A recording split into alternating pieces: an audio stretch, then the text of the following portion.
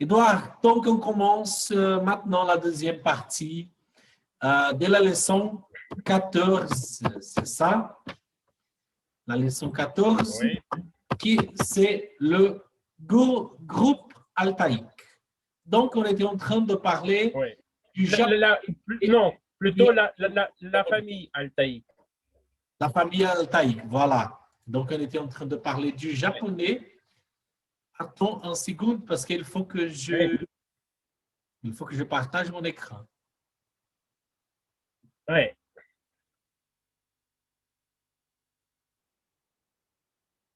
Voilà, donc la leçon 14, les langues du groupe, pas du groupe, de la famille altaïque, c'est ça?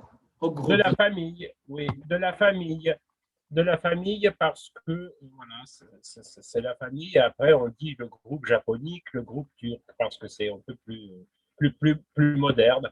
Et la base, le socle, ça, c'est la famille, toujours la famille linguistique.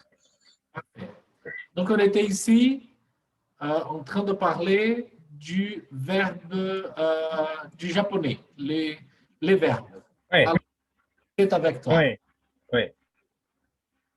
Oui, donc les verbes et les adjectifs ne s'accordent pas avec le sujet et sont invariables en genre, nombre et personne. Certaines formes du verbe ont des similitudes avec le turc. Et ça, nous allons voir surtout au niveau de la quantité des temps et des aspects. Et nous allons voir au premier le conditionnel. Nous n'allons pas analyser tous les temps du verbe, mais les plus intéressants. Donc, le conditionnel, le point 204, donc si tu peux monter la page, s'il te plaît. 204, voilà, merci. Donc, il y a 4 formes de conditionnel ou subjonctif en japonais. D'ailleurs, ce qui est intéressant, c'est rien à voir, ce sont des familles différentes, mais en russe, le conditionnel et le subjonctif, ce sont aussi la même chose. Donc, conditionnel ou subjonctif en japonais, chacune avec ses nuances particulières, mais ne s'excluant pas forcément mutuellement. Voilà, donc le sens. Le conditionnel indique une conséquence obligée en automatisme. La pensée, l'intention ou la volonté du locuteur n'entre pas en jeu, contrairement à la langue française. Par conséquent, cette forme ne peut pas s'utiliser si dans la principale, on a un impératif, une voyelle volitive en taille. Exemple des variantes de la traduction. La phrase kono tsumami o usuto mado ga aku peut se traduire ainsi. Si tu appuies sur ce bouton, donc il y a plusieurs traductions. Si tu appuies sur ce bouton, la fenêtre s'ouvre. Ou bien, quand tu appuies sur ce bouton, la fenêtre s'ouvre. Ou bien, à chaque fois que l'on appuie sur ce bouton, la fenêtre s'ouvre. Aussi, il y a une forme potentielle. Dans les langues anciennes, elle existe, pas seulement au japonais. La forme potentielle exprime la possibilité de faire quelque chose. On la traduit en français simplement par le verbe pouvoir, suivi d'un verbe proprement dit. Voilà. La forme désidérative. La forme désidérative ou parfois volitive, d'après le mot volonté, sert à marquer la volonté ou l'envie de faire quelque chose. Voilà, dans les choses, on va voir les exemples. Par exemple, Godin, on remplace la syllabe en ou finale par la syllabe en i correspondante suivie par tai. Iku, aller. Ikitai, vouloir aller. Hanasu, parler. Hanastai, vouloir parler. Motsu, porter. Mochitai, vouloir parler. Yomu, lire. Yomu mitai, vouloir lire. Voilà, donc après, nous allons passer au point 226. La forme suspensive ou la forme polie. Sa construction, voilà, pour la forme suspensive d'un verbe, on ajoute la terminaison en ri à la forme neutre passée du verbe. La forme en nasai. Et je l'ai souligné en rouge, cette formation est impossible dans la langue chinoise qui est d'origine sino-tibétaine. Parce que je me souviens qu'il y a longtemps, tu m'as demandé est-ce qu'il y avait beaucoup de différences. Et c'est pour ça que chaque fois, quand il y a une différence majeure, je l'ai noté. Les dictionnaires donnent le verbe japonais sous la forme du dictionnaire en Yishokei, forme du dictionnaire. Cette forme se termine par le phonème en ou et exprime l'aspect inaccompli. Son niveau de politesse est neutre. En japonais, le verbe n'est pas un élément obligatoire de l'énoncé. Il se place en fin de proposition après le sujet et les compléments. La conjugaison ne varie pas selon la personne ni le nombre. Les formes conclusives déclaratives peuvent terminer en énoncé. Leur flexion se fait selon 3 critères: le niveau de politesse neutre ou poli. Oui, merci. L'aspect inaccompli présent ou futur, ou bien accompli le passé. Le caractère affirmatif ou négatif. La forme du dictionnaire correspond à la forme neutre inaccomplie affirmative. À partir de cette forme, la flexion des formes conclusives peut se résumer ainsi. Donc, affirmatif, négatif, inaccompli, accompli, et encore une fois, dans la phrase, on peut répéter inaccompli, accompli. Maintenant, je vais parler de la culture linguistique. Je vais mentionner la poésie et la religion. Bien que la création poétique soit très ancienne au Japon, les premiers témoignages de pensée japonaise datent du début du 8e siècle.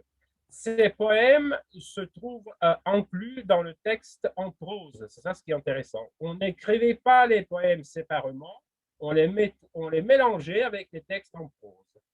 Voilà, donc il y a plusieurs, c'est énorme, il y a beaucoup de courants poétiques. Moi, j'ai choisi que 2 courants. Les plus connus, les plus importants, parce que j'ai parlé à une amie qui étudie le Japon, donc elle m'a conseillé à mettre ces deux genres poétiques. Le terme waka, poésie japonaise, est également utilisé pour définir l'ensemble de la production poétique de la langue en opposition à la poésie en langue chinoise. Hakai, c'est la forme qui inclut plusieurs sous-genres. Voilà, si tu pouvais monter la page, s'il te plaît, pour que... Voilà. Et donc, maintenant, je vais parler des religions. C'est une chose très, très, très intéressante, vraiment. Il y a les choses mondialement connues. Donc, tout d'abord, le shintoïsme, la religion des esprits. L'origine du shintoïsme sont méconnues. Depuis des temps immémoriaux, les Japonais ont adopté la notion des kami, les esprits qui habitent ou représentent un lieu particulier ou incarnent des forces naturelles, comme le vent, les rivières et les montagnes. chaque fois qu'un nouveau village était fondé, un sanctuaire était érigé pour les esprits de cet endroit afin de les honorer, les esprits, honorer les esprits et de s'assurer de leur protection. Le shintoïsme englobe dans les doctrines les institutions, les rituels et la vie communautaire fondée sur le culte des kami. C'est aussi le côté social de cette religion. Après, c'est le bouddhisme, qui est soi-disant une religion étrangère, mais qui est venue au Japon. L'introduction de l'écriture au 5e siècle après Jésus-Christ et du bouddhisme au 6e siècle a eu une influence profonde sur le développement d'un système unifié de croyances shinto. Voilà. Et aussi, bien sûr, le taoïsme. Ça, c'est la religion que j'ai étudiée pendant un certain temps. À l'origine de cette religion, il y a 3 sages fondateurs qui sont éternels. Voilà. Et on peut aller les chercher dans les montagnes pour trouver du bonheur, comment dire, de l'émerveillement. Et le confucianisme. Confucius, en chinois Confuzi, c'était l'auteur d'une religion très particulière, dirais-je. Voilà, il est auteur des règles morales terrestres. C'était la religion des règles morales terrestres. Voilà, donc un courant très intéressant.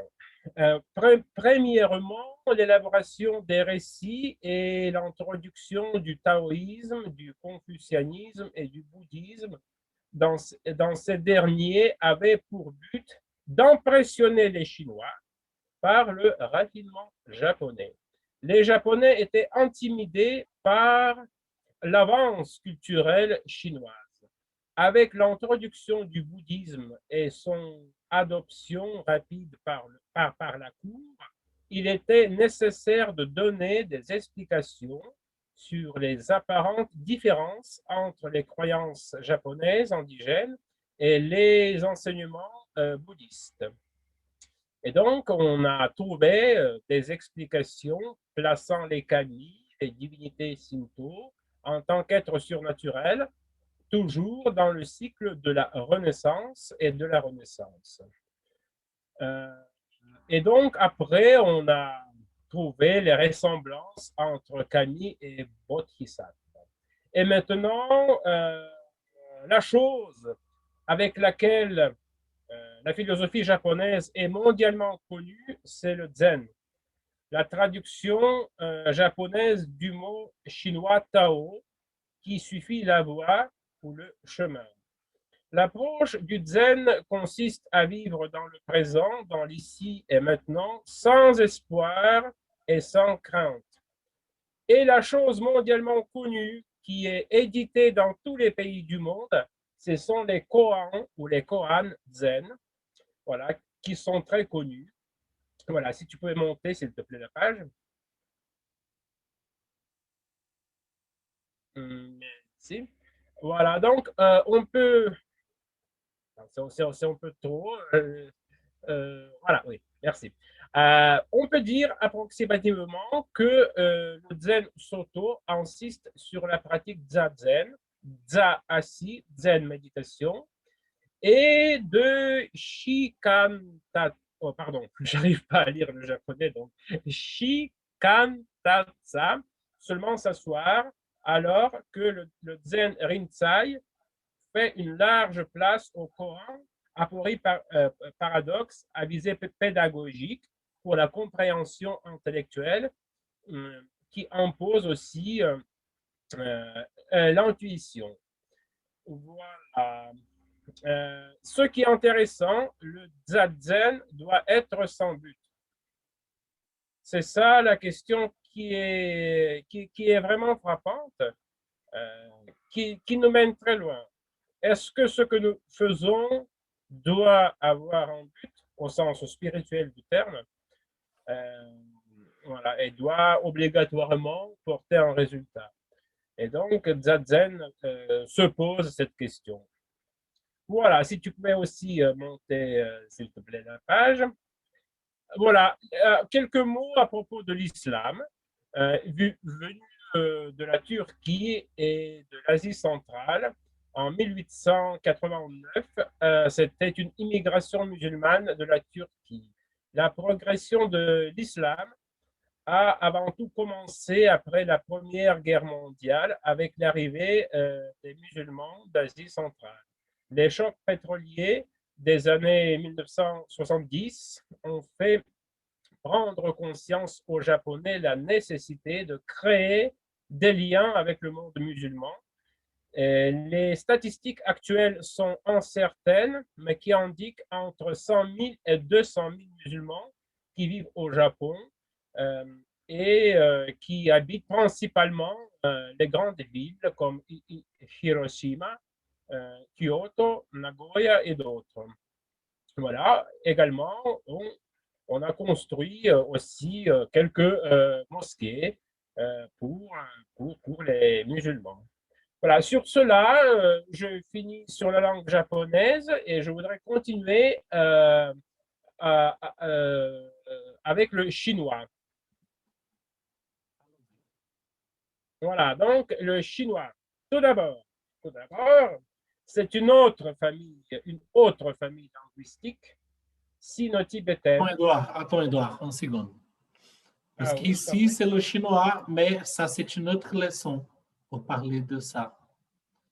Parce que ça appartient à une autre famille, qui c'est le groupe sino-tibétain.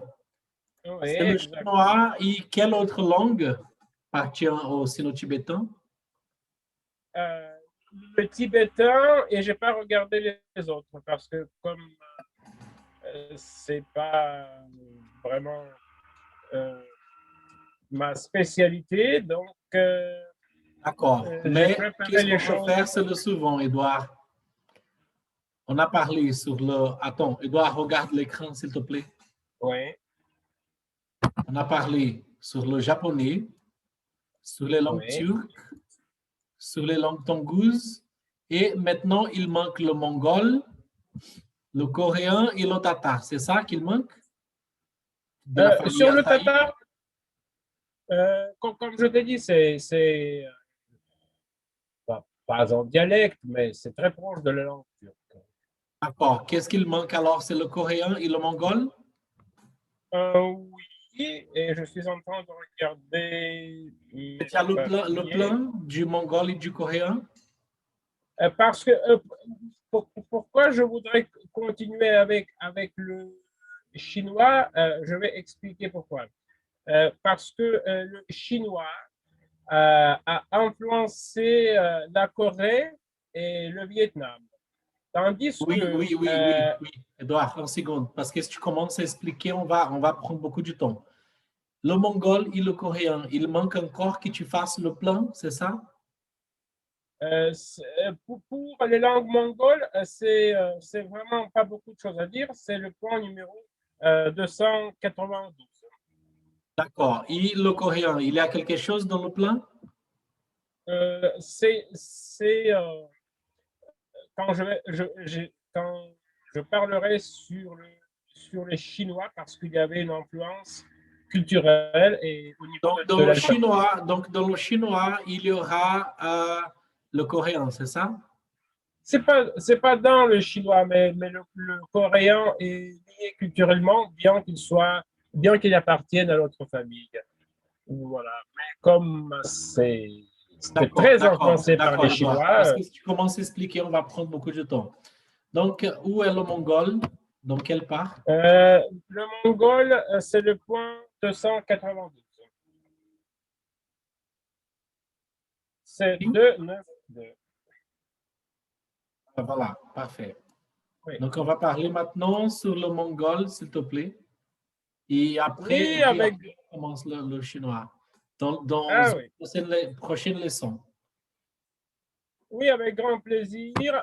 Donc, euh, pour les langues mongoles, euh, il n'y a pas beaucoup de choses à dire parce que tout d'abord, la langue classique était au Moyen Âge, sous l'Empire ottoman. Voilà. Et les derniers principautés, c'est-à-dire les États habités par les princes, voilà, ont fini, avec l'Empire ottoman, je veux dire, ont fini leur existence environ en 1920. Donc le mongol dans la Mongolie, la Chine, la Russie, l'Afghanistan, dans tous ces pays, ils parlent aussi le mongol? Oui, mais ce n'est pas le mongol classique. Il y a les différences au niveau de la prononciation et des dialectes. Et sa structure ressemble beaucoup à la structure des langues turques. Voilà, et c'est pour ça que, pour ne pas répéter les mêmes choses, j'allais juste me contenter de donner quelques informations de base à propos de langue mongole. Voilà. Donc, les langues mongoles sont très proches de la langue turque. Je peux répéter quelque chose, par exemple, qu'il y a la même quantité d'écarts, de déclinaisons. Aussi, il y a les suffixes d'appartenance qui se mettent après le mot. Voilà. Aussi, dans certaines régions, c'est très répandu l'harmonie vocalique et c'est aussi, ce sont des langues très très belles qui malheureusement, à l'exception peut-être de l'Afghanistan, ne sont pas bien, comment je dirais, ne sont pas bien soutenus au niveau culturel. C'est-à-dire, contrairement à la Turquie, où il y a l'écrivain Arhan Pamuk, voilà, que j'ai lu avec beaucoup, beaucoup d'intérêt, beaucoup d'impression, Arhan Pamuk. Euh, euh, En Chine, il y a toujours la grande productivité de la philosophie et des analyses euh, scientifiques de l'héritage culturel. Malheureusement, dans les pays mongols, c'est pas le cas. C'est pas le cas. Et surtout, comme j'ai dit, le mongol classique n'existe plus. Bien que, je dirais, le mongol d'aujourd'hui, contemporain, c'est la langue officielle de la République de Mongolie. Donc, la langue fondée sur le dialecte khalkha et s'écrit avec l'alphabet cyrillique.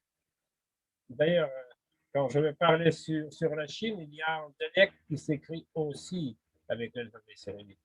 Mais ça, c'est une petite parenthèse. Donc, en Mongolie, on écrit avec la cyrillique, comme en Russie. Et aussi la langue kalmouk. La langue kalmouk, c'est un petit peuple. Je peux me tromper, mais si je ne me trompe pas, c'était les Russes qui leur ont donné l'écriture. Je peux me tromper, mais si je ne me trompe pas, c'est après 1917 qu'on a appris aux Kalmouks d'écrire. Avant, ils n'écrivaient pas. Voilà, la plus ancienne écriture dans le mongol classique, c'est sous Chinggis Khan. Sous Chinggis Khan, je ne sais pas si tu connais le nom de cette grande personne, mais Chinggis Khan, c'est le fondateur de l'Empire ottoman. D'ailleurs, c'est l'un des points essentiels pourquoi le mongol est si proche des langues turques.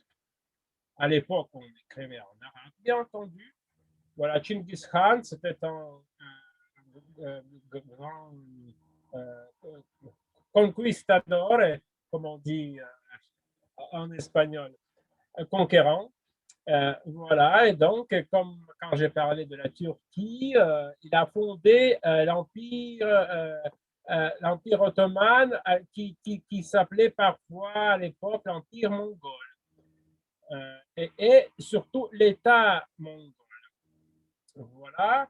Et à l'époque, il écrivait avec l'alphabet Orkhon d'origine syriaque. Voilà, pour parler de la géographie de l'État mongol du Moyen-Âge, il faut dire qu'elle s'étendait de Méditerranée à l'océan Pacifique, en incluant la Sibérie, la mer Baltique et le nord de l'Inde. Voilà, et comme j'ai dit, les dernières principautés ont disparu en 1920. C'est aussi la langue à l'harmonie vocalique, donc il faut se souvenir surtout des voyelles, voilà, qui sont les voyelles dures, telles que A, O, U, et les voyelles molles comme E, U, E. Et avec ces voyelles, comme dans la langue turque, on forme les mots et surtout les suffixes ou les postfixes, c'est-à-dire les particules qu'on met après. Chaque particule est responsable d'une seule fonction. Soit la particule indique le nombre, soit la particule indique le genre, voilà, ou s'il s'agit du verbe, donc le passé et la personne, le sexe de la personne, féminin, masculin, tout est indiqué par avec les postfixes, avec les suffixes, qui finalement, pour prendre un mot turc ou mongol, ça donne des mots très longs et il faut savoir la signification de chacune des particules et surtout, il ne faut pas oublier que la particule change de voyelle. Par exemple, la particule qui montre le pluriel en l'art, elle peut avoir la forme en l'air. Voilà, parce que à cause du mot qui précède la particule. Voilà, et comme ça de suite. Si par exemple nous voyons une chose qui m'appartient, une chose à moi, Ève, Ève, mi, voilà. Parfois, par exemple, on peut dire Mozolmar, mu. Voilà. Pourquoi? Parce qu'il y a une voyelle dure A à la fin, ou Maza, la table. Maza, mu. Parce que le A, il est dur, et donc le suffixe mi Ça se change. ressemble beaucoup, Edouard. Ça se ressemble beaucoup au russe dans quelques mots que tu dis. C'est intéressant ça. Edouard, très bien. C'est tout à fait bien compris. Qu'est-ce que tu étais en train d'expliquer maintenant? Et voilà. Donc, cette leçon, je pense que c'est bien qu'on finisse ça ici. Et aujourd'hui, donc, on a vu qu'est-ce qu'on a vu aujourd'hui? On a vu le mongol, le coréen, on va Le voir. coréen, pas encore. On le verra après. On va voir avec. Attends. On va voir avec le chinois, même s'il ne soit pas une langue sino-tibétaine. Non. même s'il ne soit pas une langue sino-tibétaine. Voilà. On va voir avec les langues sino-tibétaines, même s'il n'est pas une de. Et voilà, donc la prochaine leçon de Tata, si. Et voilà, la prochaine leçon, la leçon 15, on aura voir les langues du groupe sino-tibétaine et après, on ira voir les langues sémites, l'hébreu et l'arabe. Voilà. Et donc, si tu veux, Edouard, comme le chinois, il est Q, tu as Q juste un petit peu de choses pour parler. Si tu veux préparer aussi la leçon, les langues sémites, l'hébreu et l'arabe, pour qu'on parle, on fait une leçon et après l'autre leçon, mais dans une seule fois. Si tu veux préparer, on peut le faire dans une fois. Tu vois, j'aimerais plutôt les séparer parce que à propos du chinois, il y a des choses intéressantes, très curieuses. Non, on va les séparer, Edouard. Et elles sont, ça c'est une leçon, c'est la leçon 15 qu'on va faire. Et ça c'est la leçon 16. Mais si tu veux préparer aussi la leçon 16, ça marche. Et après, on va voir la linguistique africaine et on finit toutes les langues avec toutes les langues. Et après, on va commencer avec les leçons bonus. Qu'est-ce que ça veut dire les leçons bonus, Edouard? On va parler, on va faire un résumé de tout ce qu'on a parlé, de toutes les leçons, une par une, plus, par exemple, on va faire une leçon de la leçon, par exemple, la leçon 1. On va faire un résumé, tu vas parler, on va faire un résumé de la leçon, plus le bonus. Qu'est-ce que c'est le bonus? Tu vas parler encore des choses qui tu penses que tu as manqué de parler. Parce qu'il y avait des leçons que tu m'as dit, ah, mais c'est très peu du temps, je voulais parler aussi du ceci, du cela. Et donc, tu vas parler avec plus de choses que tu penses qu'il a manqué de parler. Ça marche, Oui. Edouard? Oui, avec grand plaisir, bien sûr. D'accord. Très bien. Donc, c'est ça. On se voit dans la prochaine leçon. Il faut que je rentre ici.